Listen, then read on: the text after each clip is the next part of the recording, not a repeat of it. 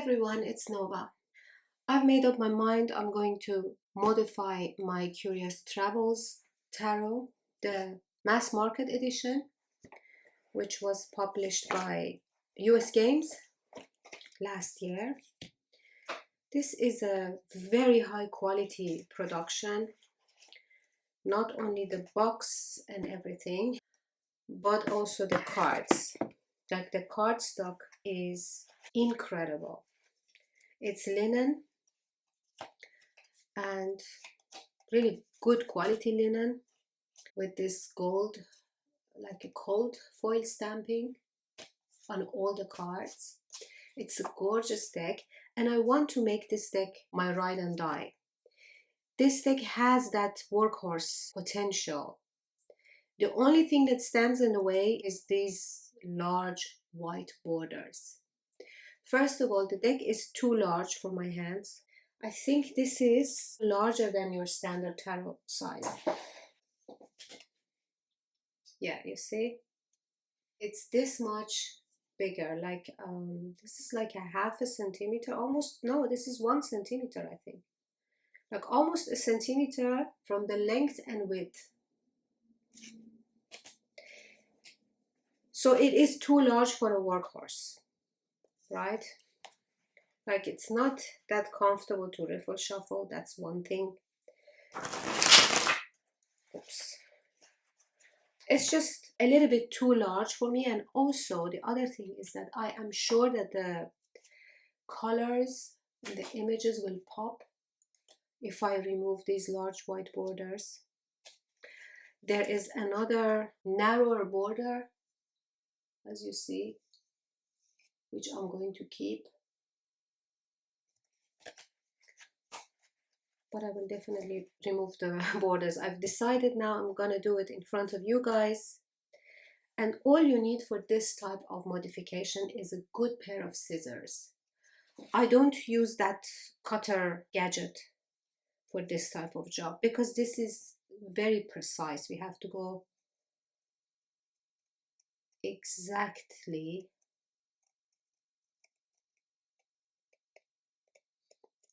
on this black line, right? And then the best way to do it is to first trim the shorter ends of the cards,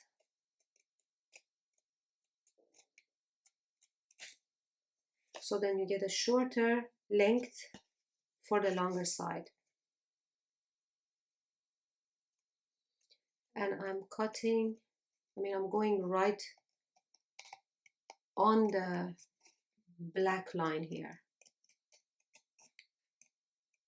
not next to it.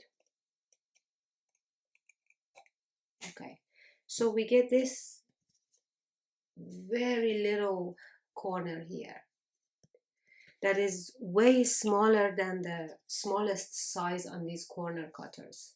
Like this one is 4 millimeter. I've tried it. It gives you a corner like this, while this one is a lot sharper. So I have to do it with the scissors, and it's not a problem because it's such a small thing that with one cut it's gone.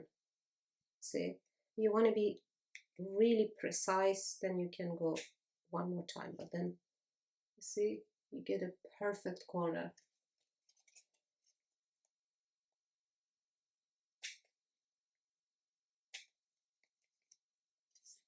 Right?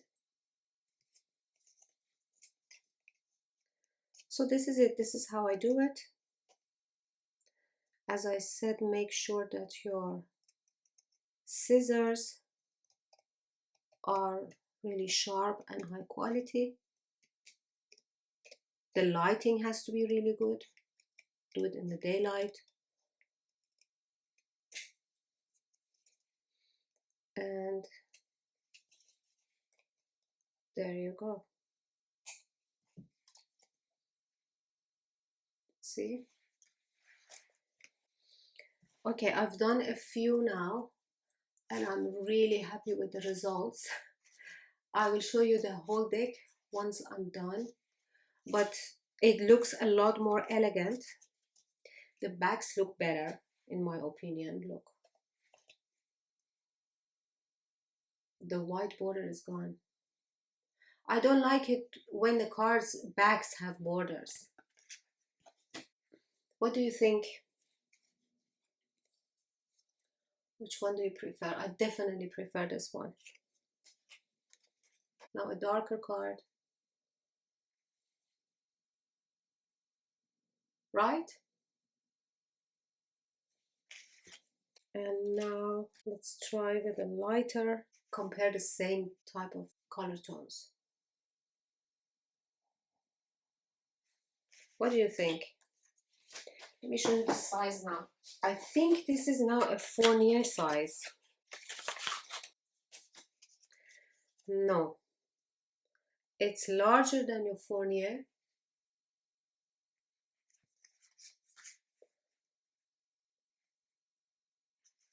But it's now smaller than your standard tarot size, like 1 centimeter narrower and half a centimeter shorter. This is a perfect size. I really like this size for tarot cards. It's just easier to handle, to shuffle in any way you want, and you can have more cards on your table. Okay guys, so I'm going to trim this, the whole deck, and then I will show you the whole deck in a quick flip through. Alright guys, it's ready. As you see, it got a lot smaller. There is a big size difference with its original size. I am very happy with how it looks now. In the box, you get this much empty space, which is not a problem in my opinion. I really like the backs now. I think these bags without those white borders are a lot better. I don't understand borders on the backs of the cards. I like this size very much. It shuffles like a dream now, especially because it is in linen. I am not a riffle shuffler, but believe me, it riffle shuffles really well, also overhand. It's really nice. Okay, and the look of it. I'm going to show you all the cards quickly, but see the whole deck now looks a lot more colorful than how it was, right?